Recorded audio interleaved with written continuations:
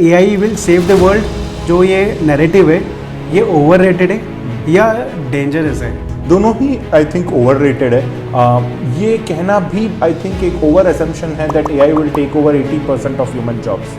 Yes, AI is headed in that direction, but I don't think it is here to overtake. It is here to in fact aid in the growth of the entire human society.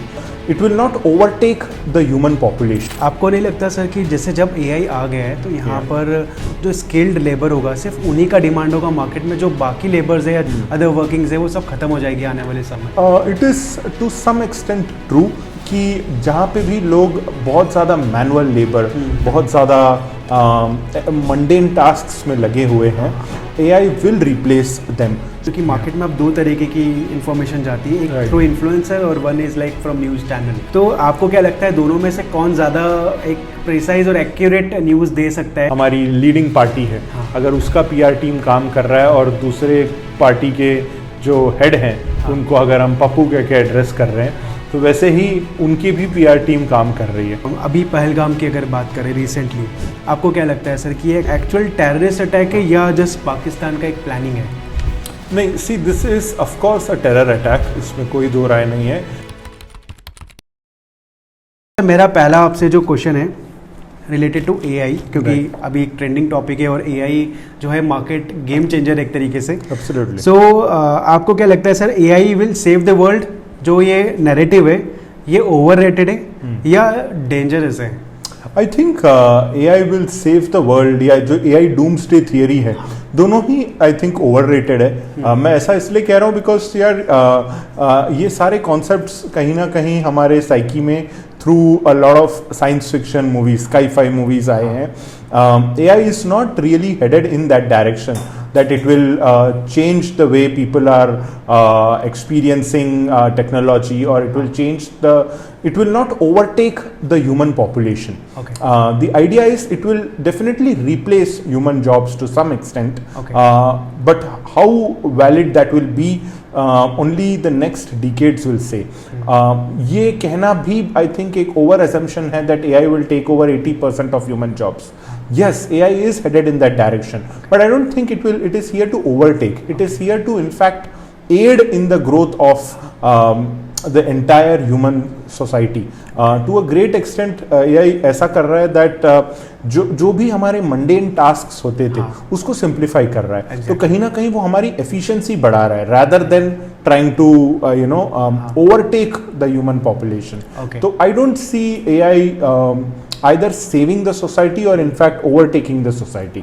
It's only a matter of time at which these language models around us are developed enough that they'll start actually automating things to a great extent. आपको नहीं लगता sir कि जैसे जब AI आ गया है तो यहाँ पर जो स्किल्ड लेबर होगा सिर्फ उन्हीं का डिमांड होगा मार्केट में, जो बाकी लेबर्स है या जो भी बाकी अदर वर्किंग्स है वो सब खत्म हो जाएगी आने वाले सालों में?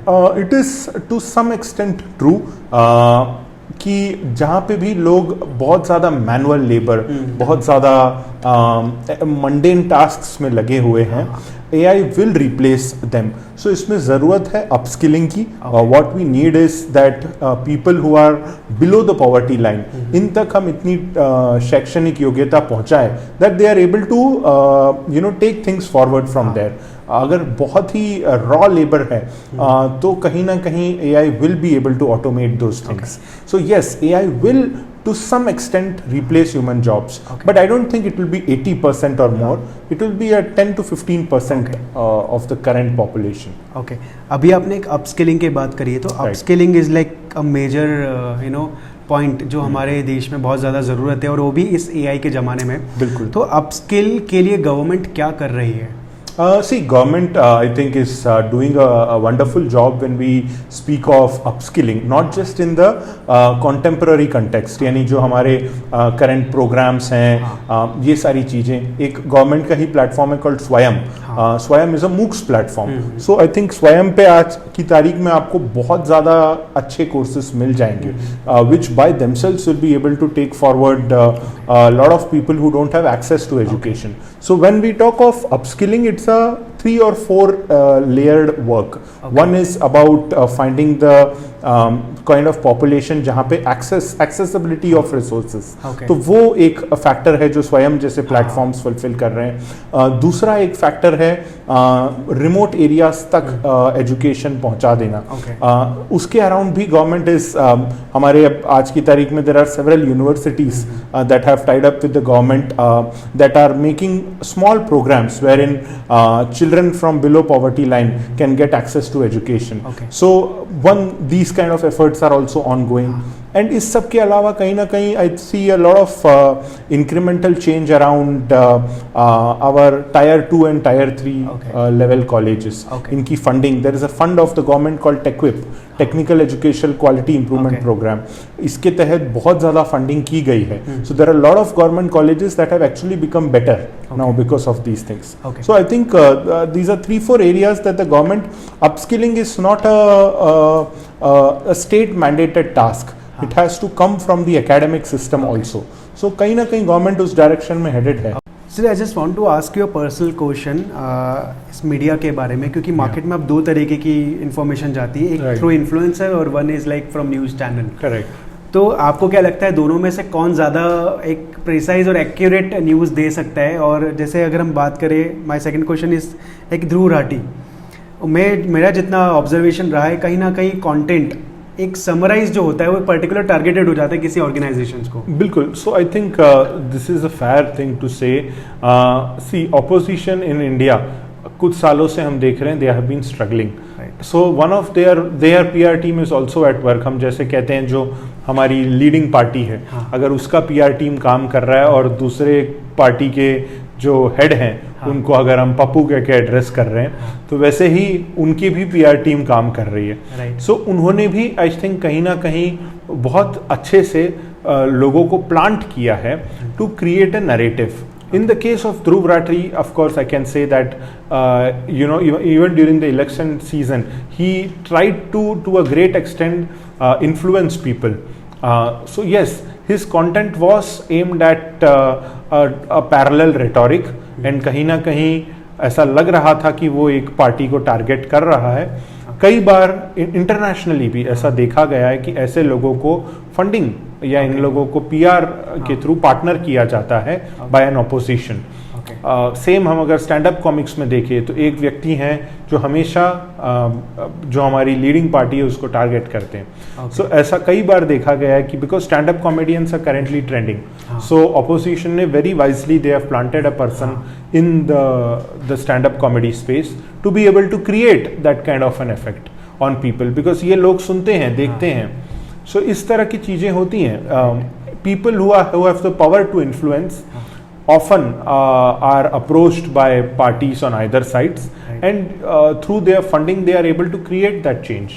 Sir, like you said कि जो हमारे गवर्नमेंट के एजुकेशन पोर्टल्स है जो अपस्केलिंग में काम करते हैं बच्चों के लिए, but like other platforms, private platforms like Udemy and like Coursera, they are very aggressive in marketing, digital marketing. Correct. Government उस चीज़ के लिए क्या कर रही है ताकि उनके पोर्टल्स भी डिजिटल मार्केटिंग के थ्रू एग्रेसिवली लोगों तक पहुंचे? Correct. No, I think it's a fair question, but most of government programs अभी जो हैं they are centrally mandated. So कई बार हमें जो private sector organizations है, Udemy, Udacity, Coursera, edX, ये सब बहुत visible हैं, but then they only cater to a certain demography of people. Affordability, also they work on a high level of academic requirement and so on. Government portals like Swayam, they work on making sure that education reaches to even the underprivileged. Second, ये है कि they are mandated by universities. They are used widely because they also have a credit requirement, so they are used by even छोटे colleges. So कई बार हमें जो चीज़ बहुत ज़्यादा visible होता है उससे ज़्यादा गवर्नमेंट के programs काम कर रहे हैं because ये system के साथ integrated हैं. तो कई बार the government may not be doing a lot of digital marketing around its platforms, but then Make in India हुआ, Startup India हुआ, स्वच्छ इंडिया हुआ, स्वच्छ भारत, ये सारे ही programs कहीं ना कहीं कहीं सेंट्रली मैंडेटेड होने के कारण काफी हद तक बेटर इंप्लीमेंट हुए हैं. Private organisations often spend a lot of money on marketing, but their end result, how many lives they have touched and transformed, वो थोड़ा सा डिबेटेबल है. जबकि गवर्नमेंट मैं समझता हूँ जितना हद तक लोग उससे बेनिफिट ले पाते हैं, जितने लोगों को एक्चुअल चेंजेस आते हैं लाइफ में, वो बहुत बड़ा नंबर है गवर्नमेंट प्रोग्राम्स में. सर आज की तारीख में स्टार्टअप बहुत ज़्यादा ट्रेंड चल रहा है, और आपको क्या लगता है कि आजकल स्टार्टअप फंडिंग के पीछे ज़्यादा भाग रहे बजाय प्रॉब्लम सॉल्विंग सॉल्यूशंस के लिए? So that is a fair thing to say. बहुत सारे स्टार्टअप्स ऐसे भी हैं, हम हमेशा सुनते हैं कैश बर्निंग स्टेट में हैं. वो कैश बर्निंग इसलिए हैं बिकॉज बहुत सारों ने फंड्स उठा लिए थे, एंड इनिशियली कई बार बिजनेसेस को अफ्लोट रखने के लिए till the time that they actually start becoming profitable, कई हद तक 2-3 सालों तक लॉस में चलना पड़ता है, which is I think a fair thing to do. Lot of businesses do that, but yes lot of startups are into the valuation game. They are trying to hype up their valuation using a lot of metrics. हम इस पे भी detail में चर्चा करेंगे, but then ये कहीं ना कहीं प्रॉब्लम सॉल्विंग वाला जो कोर है उससे हम भटक जाते हैं कई बार. Lot of startups are a copy paste model, यानी if there is something that has worked in the west, bring it to India. If it has already been done at a bigger city, but छोटे शहर में requirement नहीं है, तो उसे ही हम further उसके स्मॉलर वर्जन्स बना रहे हैं. सो कई हद तक पीयूष गोयल जी ने भी कुछ समय पहले एक स्टार्टअप कॉन्क्लेव में ये कहा था that if we are a country of delivery men, when we'll be able to solve for a AI like open AI like challenge. तो ये कुछ एरियाज हैं जिसमें हमें और पेसअप करने की ज़रूरत है. राइट सर, अभी जस्ट आपने बोला कॉपी पेस्ट एंड रीपैकेजिंग. मुझे लगता है शायद ये जो ट्रेंड है ये बहुत ज़्यादा बढ़ गया है बजाय इनोवेशंस के. पहले हम सोचते थे कि हम इनोवेशंस करेंगे, बट नाउ आज के लोगों की थिंकिंग है कि लाइक कॉपी करो, पेस्ट करो और यहाँ पे रीपैकेज करके मार्केट करो, एंड उसको बताओ वो एक इनोवेशन है. करेक्ट. इस बारे में क्या कहना है? सो या this is very true. Innovation last almost मैं कह रहा हूँ 10 सालों से विलुप्त हो चुका है, except generative AI which was again I would say it was not a major innovation because उसके बैकएंड पे काम काफ़ी सालों से किया जा रहा था. Stealth mode is a term that entrepreneurs use. तो सैम अल्टमैन वाई कॉम्बिनेटर चला रहे थे, बट सेल्थ मोड में ही was working on OpenAI. So I think true innovation, yeah, even for major companies like Apple, after the demise of Steve Jobs, बहुत ज़्यादा vertically Apple expand नहीं हो पाई है. They haven't added any verticals. An Apple Watch add किया, which is an accessory. Pencil add किया, which is an accessory. So they have mostly worked on accessories rather than. So sometimes इसे हम technically continuous innovation कहते हैं rather than a breakthrough innovation. So कई बार अगर कोई चीज़ अच्छी चल रही है, the industry reaches a sense of complacence, यानी उसके बाद उसको लगता है कि बहुत radically कुछ अलग कर देंगे तो शायद कस्टमर खुश नहीं होगा या पैसा बनना बंद हो जाएगा. तो कई बार उसी चीज़ को रिपीट करते हुए सो कंटिन्यूस इनोवेशन भी एक कॉन्सेप्ट है. But it generally I have noticed that last 40-50 सालों में जब तक वो एक डिसरप्शन नहीं आता है तब तक हम ह्यूमैनिटी को आगे नहीं लेके जा पाते. Exactly. So like ChatGPT और DeepSeek, they are like very big competitor to each other. So आपको क्या लगता है कौन ज़्यादा सही है और कौन ज़्यादा बेटर है? It's a debatable question. In fact इसमें एक और नाम ऐड कर लीजिए, ग्रोक, जो कि एक्स ने लॉन्च किया. So I think all three are pretty strong platforms. Yes, DeepSeek जिस दिन लॉन्च हुआ था तो पीपल वर सेइंग कि लोग कह रहे थे कि एआई के आने से इंसानों का नौकरी चला जाएगा, बट खुद चैट जीपीटी की नौकरी खतरे में लग रही है. So I think that was a fair thing to say. DeepSeek of course has a lot of neural work that has been done into the fundamental architecture. The algorithm is very strong. Also, if you notice, when you pose a question to ChatGPT versus a DeepSeek, DeepSeek is a slightly more advanced model. It goes through several iterations of that question to come up with a final answer for you. So, yes, आप अगर AI models में ही compare करो तो Gemini is more like a search engine. Meta AI, which lives on your WhatsApp और Instagram is more like a communicator, क्योंकि वो आपके chat को देखता है और आपके कम्युनिकेशन पैटर्न से सीखता है। सो ये सभी AI मॉडल्स का अपना अपना एक कहीं ना कहीं कोर कॉम्पिटेंसी है। So ChatGPT का ये था that it has undergone tremendous literature study, literature survey over the years. So it has become stronger. It has a more wiser answer than a Gemini or a Meta AI. But DeepSeek जो है, it has a stronger sense of reasoning. यानी if you wish to write about a topic and you search about it on ChatGPT will give you a more personalized a response based on the literature survey it has done, whereas DeepSeek will be able to give you a more rational answer based on its own ability to interpret. So कई बार original thinking versus repackaging existing concept. So ChatGPT कहीं ना कहीं repackage कर रहा है, whereas DeepSeek is able to deliver original content. But still in market people say कि DeepSeek is like a copy of ChatGPT or maybe there's some कुछ चोरी किया है ChatGPT. बिल्कुल, तो DeepSeek के बारे में वो बात आई जरूर थी मार्केट में, and but I think even Grok, ये जो प्लेटफॉर्म्स अभी I think top 3 are ChatGPT, DeepSeek एंड Grok. All three have a different ability to translate what you have asked and turn it into something more viable. So DeepSeek, yes, it looked like a copy. Of course, people had that sentiment क्योंकि China से आ रहा था, और हमारे मन में यह है कि चाइना से हर चीज जो आ रही है वो कॉपी है, बट ऐसा नहीं है. I think China, even I would से DeepSeek it not just a AI model, it is a geopolitical weapon. मैं ये इसलिए कह रहा हूँ बिकॉज चाइना ऐसा मार्केट है जो टेक्नोलॉजिकली पूरी तरह से बंद है दुनिया से. चाइना के पास गूगल नहीं है, अपना खुद का बाइडू चलाते हैं. They don't use WhatsApp, they have WeChat and all these other messengers. So they have closed everything to the world. Why have they opened an AI model to the world? Because DeepSeek is not just aimed at producing content for you based on your prompts. It is there to study what the world knows and get it back for China. So it has China has very strategically closed all of its tech platforms, but opened the one platform जिससे कि it can gather the information of the world.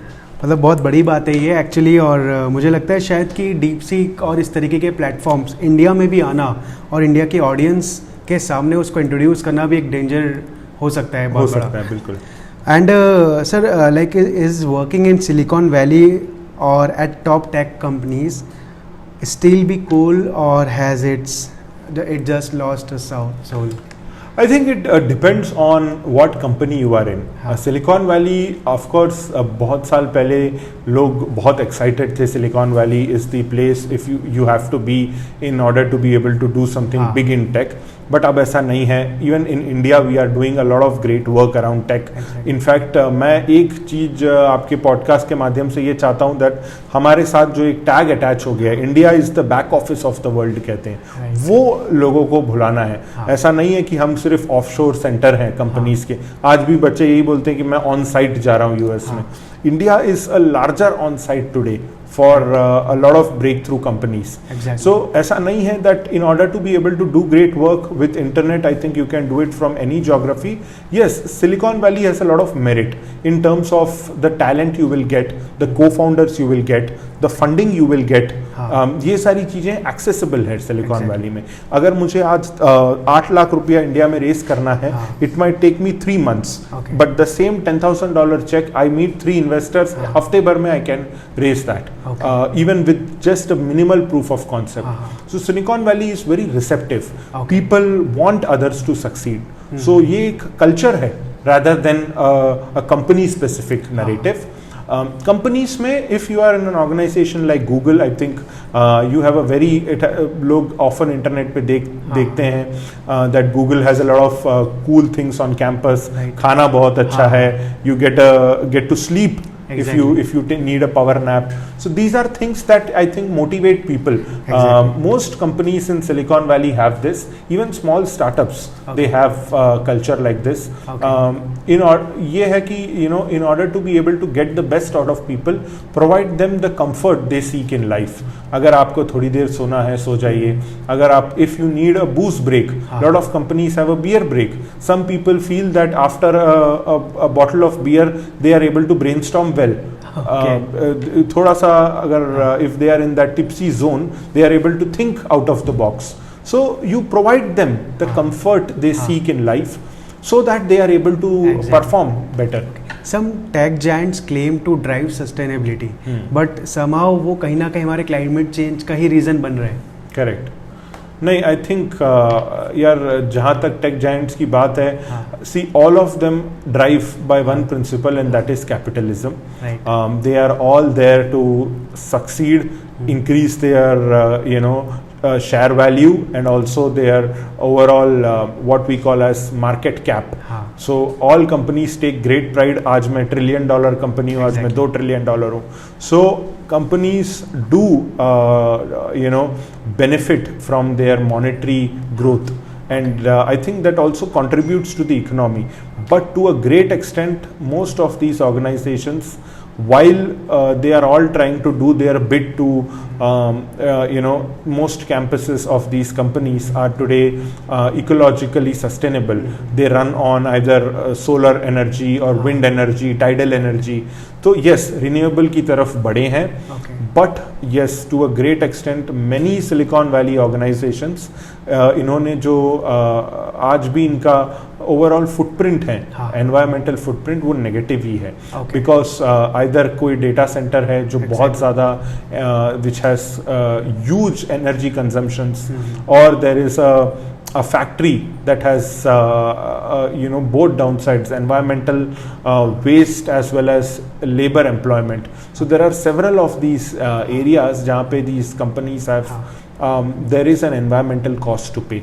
But I think in the overall picture, most of these companies today, they are pretty sustainable.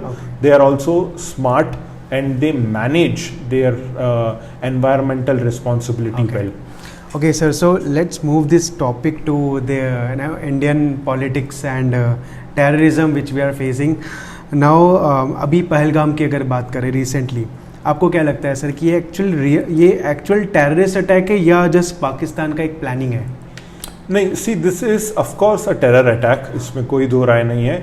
But the thing with Pakistan is, I would say it has become a rogue state. Rogue state इसलिए because there is no leadership, governance, army, ये सब इनके institutions का अब कुछ value नहीं रह गया, क्रेडिबिलिटी नहीं रह गई है. इनके terror outfits, Lashkar A Taiba, Jaish A Mohammad, all of these and the ISI, their intelligence and army, they all are hand in gloves. सब साथ में काम करते हैं. So ये नहीं है that they are victims of terrorism or something. Terrorism is just another outfit of their existing bureaucracy, I would say. So they use it as, क्योंकि बहुत समय से there was a sense of peace and stability in terms of internal security.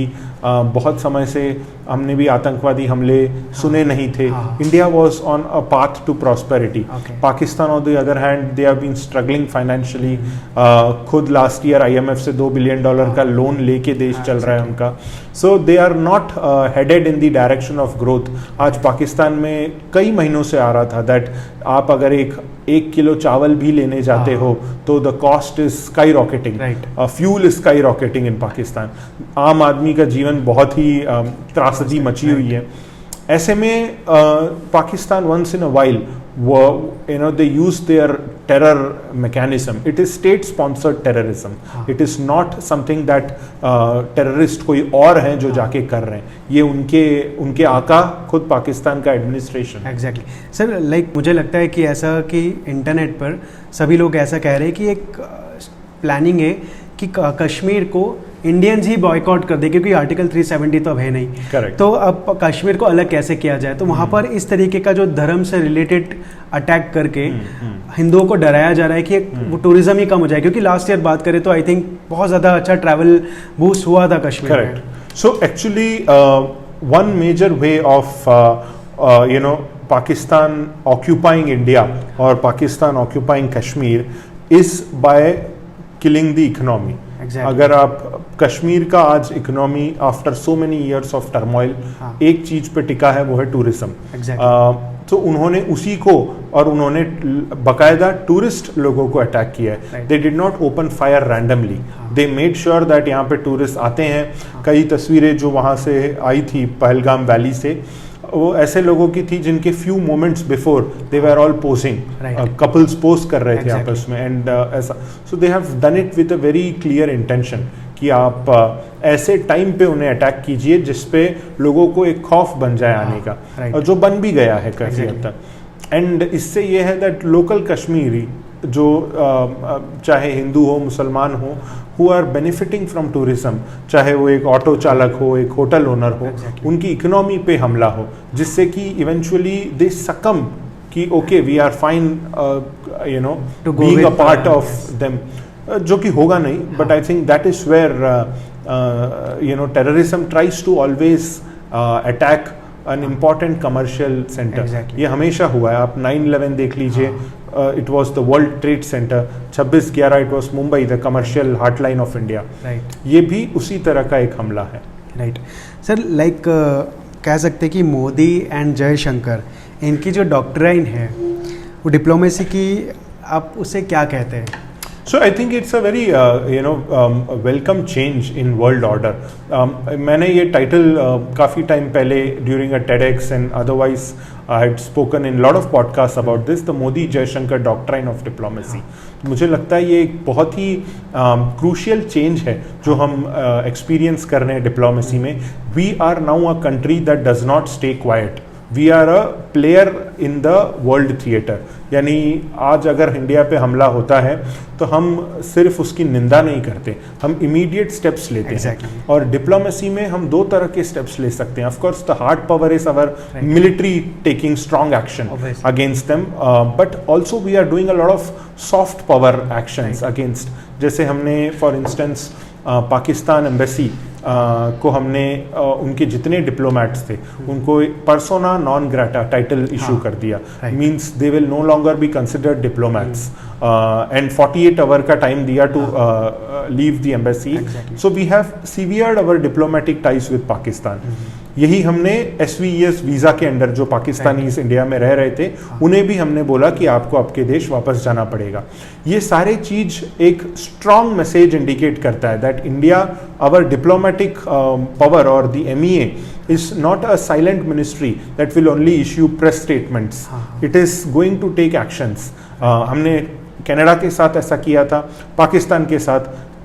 We are not here to take from other countries what we should do about our internal security and our war against terrorism. हमारा mandate clear है. हम एक शांति प्रधान देश है. We are a credible partner in this side of the world and we want peace. And अगर हमारे पे हमला किया गया so the first action is we will severe our diplomatic ties with you. And इसका नुकसान उन्हीं को होगा. To a great extent Canada has also faced a blow because of the fallout in diplomatic relations. Same चीज पाकिस्तान भी आज face करेगा. Right. मुझे लगता है सॉफ्ट पावर ज़्यादा पावरफुल है अगेंस्ट कंपैरेटिवली हार्ड पावर के, क्योंकि मुझे लगता है आर्मी जो है वो डिफेंस के लिए होना चाहिए, ना कि अटैक करने के लिए. ये बिल्कुल सही बात है. आई थिंक बहुत सारी चीज़ें हैं. हमारे सॉफ्ट पावर जो होता है डिप्लोमेसी में, आज एक चीज़ है called cyber diplomacy.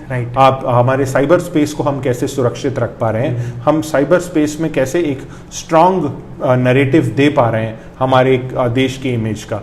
Economic diplomacy, trade diplomacy, ये सारे वर्टिकल्स हैं अबाउट डिप्लोमेसी जो कि हमारे सॉफ्ट पावर हैं. टेक डिप्लोमेसी, आज आप देखिए दुनिया के सभी मेजर टेक कंपनीज में there is an Indian. There is a Sundar Pichai at Google, Satya Nadella at Microsoft, Shiv Nadar at HCL, Ajay Banga at World Bank, Shantanu Narayen at Adobe, Arvind Krishna at IBM.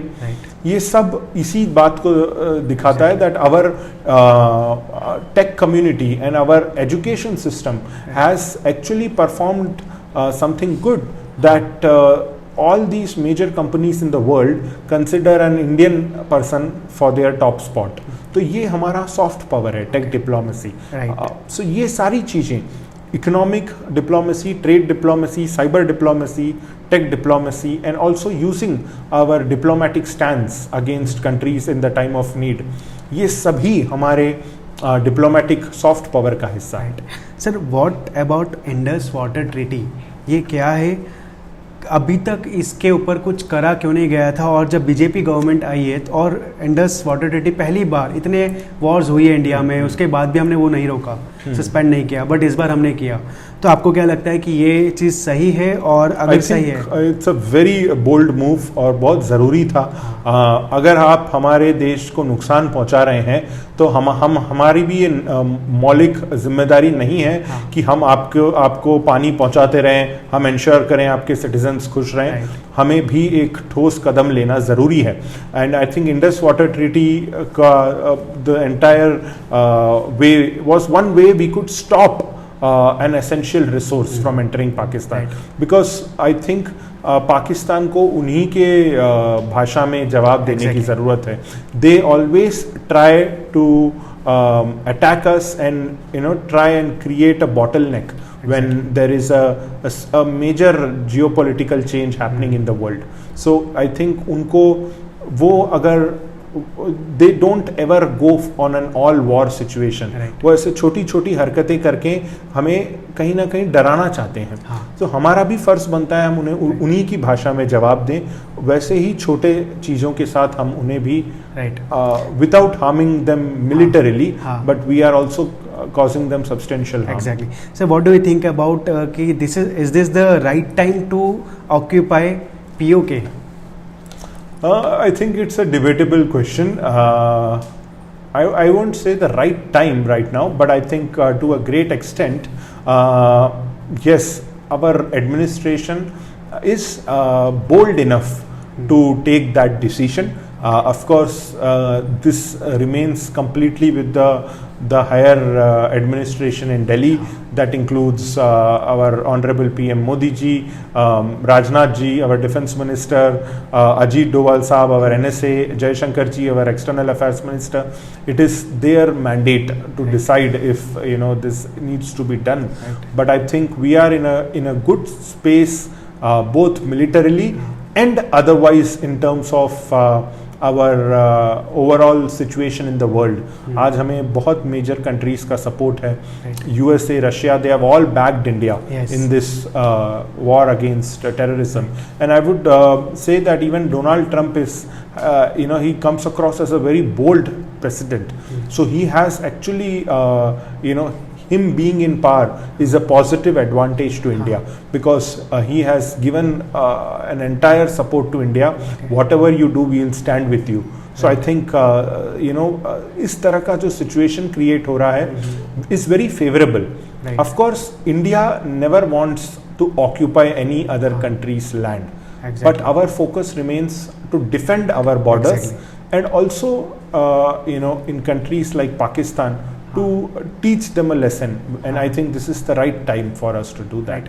Sir, let's talk about West Bengal. Like जो भी अभी बंगाल में हो रहा है, हिंदुत्व के लिए, सनातन धर्म के जितने भी लोग हैं उनके ऊपर जो हिंसा हो रही है, आपको क्या लगता है कि ममता बनर्जी एक वोट बैंक को बढ़ाने के लिए बांग्लादेशियों को एंट्री दे रही है वहाँ पे? टू अ ग्रेट एक्सटेंट ये बहुत सालों से होते रहा है, नॉट जस्ट ममता दीदी के टेन्योर में, but this has been happening for many years now. And yes, political parties have benefited from this movement of people from Bangladesh into West Bengal, because it adds to the vote bank, it adds to the overall population. So yes, that has been happening, but again, in the case of Bangladesh, we did not want to enter into the situation where they are right now. बहुत लोगों ने सवाल भी उठाया, India क्या कर रहा है, हिंदुओं के अगेंस्ट अत्याचार है। Our focus remains guarding our borders. We don't want to burn our hands trying to solve another country's problems, because वो eventually backfire होगा इंडिया को. So we are very, it's a fine balance जो हम create कर रहे हैं. पाकिस्तान को भी अब तक हमने मैनेज किया हुआ था. We have managed China well, we have managed Bangladesh well. सो इसको हम एक्सिस ऑफ एम्बिग्विटी कहते हैं जियोपॉलिटिक्स में, इन कंट्रीज को मैनेज करते हुए अपने पर्सनल ग्रोथ ट्रैजेक्टरी को मेंटेन करना। Sir, what do you think about this travel industry, like what you will choose, Maldives और Lakshadweep? I will choose Lakshadweep and वो इसलिए because I think to a great extent India has a lot of incredible places, not just Lakshadweep or Andaman, but I think बहुत ऐसे rare जगह हैं with a lot of great history, with a lot of great cultural heritage जो unexplored है। आगरा के अंदर ही लोग ताजमहल देखने जाते हैं, बट ऐसे 10 और मैं आपको चीज़ें गिना सकता हूँ जो अब तक लोगों ने देखा नहीं है, which have great historical significance. So I think कहीं ना कहीं we need to support and understand India's cultural significance. लोग मालदीव्स इसलिए जा रहे थे क्योंकि it was just a lot of ocean and pristine blue waters, but I think both Lakshadweep and Andaman equally have that kind of an environment. Okay, sir, like we are talking about tourism, so India government अभी tourism को लेकर क्या कर रही है, especially in international travel, like जो बाहर से आना चाहते हैं उसके लिए? So yes, our visa procedures have always been very favorable. Also, I would like to mention that हमारा जो consular process है वो amongst the fastest in the world है। आज आप US वीज़ा के लिए अप्लाई करते हैं, एक साल की वेटिंग चल रही है। Schengen visa for Europe or for UK or for most other countries, it takes a considerable amount of time. India on the other hand, बाहर से जब लोग आते हैं उनको उतना वेटिंग टाइम नहीं लगता है इंडियन वीज़ा एक्वायर करने में। So I think it's a very easy and a very streamlined process. Also India is very open to welcoming people from the world. Of course, our stance against people from a bunch of countries in this Pakistan corner, it's very strict. हम अब visa issue भी नहीं करेंगे, but for the rest of the world, India has always been open. India has always been welcoming, and I think even flying to India from most world destinations is very affordable. Sir, being a technocrat, what do you think about cryptocurrency? Like cryptocurrency is like legal in many countries. They can buy some properties, cars, groceries even. But in India, we cannot buy anything like single chocolate we cannot buy with the crypto. Nothing. Correct. No, I think the problem with crypto is that it's an entire decentralized model. तो इसके कारण a lot of why the Indian government was in the first place not welcoming for crypto was crypto is the backbone for a lot of illegal money transaction. It's a known fact. And illegal money often terrorism को support करता है। So and because we are in a situation जब हम इस तरह के partner से घिरे हुए हैं, so it was important terror को अगर आपको अटैक करना है तो उनकी फंडिंग को हमें तोड़ना है। अगर हम इंडस वाटर ट्रीटी के तहत पानी रोक रहे हैं तो कहीं ना कहीं हम पानी से होने वाली खेती और इकोनॉमी को भी इफेक्ट कर रहे हैं। तो हम ये सारे तरीके हैं, हम उनकी फंडिंग रोकना चाह रहे हैं। सो क्रिप्टो इज़ अ वे जिससे कि ये फंडिंग और बढ़ेगी एंड इस तरह के लोगों को इंडिया में और शय मिलेगी, तो हम वो नहीं होने देना चाहते हैं। बट अदरवाइज आई थिंक मैंने खुद ने भी क्रिप्टो में, बिटकॉइन में, एथीरियम में काफ़ी साल पहले इन्वेस्ट किया था। In terms of a personal investment, it is a decent way to something for you to explore. US and again Elon Musk खुद एक कॉइन है called Dogecoin, department of government efficiency जो उन्होंने उसी नाम से बनाया है। So I think he has promoted that a lot, and a lot of major entrepreneurs in the world जो फेसबुक के इनिशियल डेज के एक ट्विंस थे, Winklevoss twins, Cameron and Tyler. Idea Facebook का उनका था of course, but then they sued Zuckerberg, they got $600 million. They became crypto billionaires when the crypto boom happened, क्योंकि उन्होंने वो पैसा उनको मिल चुका था, तो उन्होंने अर्ली डेज में बिटकॉइन वगैरह में इन्वेस्ट कर दिया था। सो इस तरह के बहुत सक्सेस स्टोरीज भी हैं दुनिया में, that there are some cases where people have become billionaires out of the blue. So yes, crypto has given that platform. अगर आपको अमीर होना था बैक इन द डे, तो आप एक लॉजिकल फॉर्मेट में, एक अर्थमेटिक प्रोग्रेशन में ही कर सकते थे। क्रिप्टो के आने से बहुत सारे लोगों को एक ज्योमेट्रिक एक एक्सपोनेंशियल ग्रोथ मिला। Exactly. So I think that is a welcome change कि आप सडनली दुनिया में पैसा और बढ़ा रहे हैं, लोगों को अमीर बना रहे हैं। But yes, in the case of India, I think our stance is right. Okay. Because we want to make sure every penny is accounted for. Right. Black money, terror funding, these are some of the biggest evils जो हमें as a society face करना पड़ रहा था। तो उसके control के लिए क्रिप्टो रोकना ज़रूरी था। Sir, is US government investing in crypto secretly? It's a controversial question. Not secretly, but yes, Trump himself during his election campaign, he launched a coin of his own. Right. So yes, the president has shown a lot of inclination towards crypto. He has been very vocal about the use of crypto and about the use of blockchain based technologies in general. And with the inclusion of Elon Musk in his administration, I think the overall mandate is yes, they are a country that is pro cryptocurrency. Both the leader as well as his key officials are very much in the favor of investing and creating more crypto ripples, as they call it. But then yes, secretly, if they are funding as an administration, no. On a personal capacity, yes. Like recent news, Apple is shifting their manufacturing to India completely. Yeah. So इसके बारे में आपका क्या कहना है? So I think I've observed Apple for many years. अभी मैं Apple में, because I was associated with them, then in 2023 when Apple came to India, they also called me to inaugurate Apple in Saket along with the CEO Tim Cook.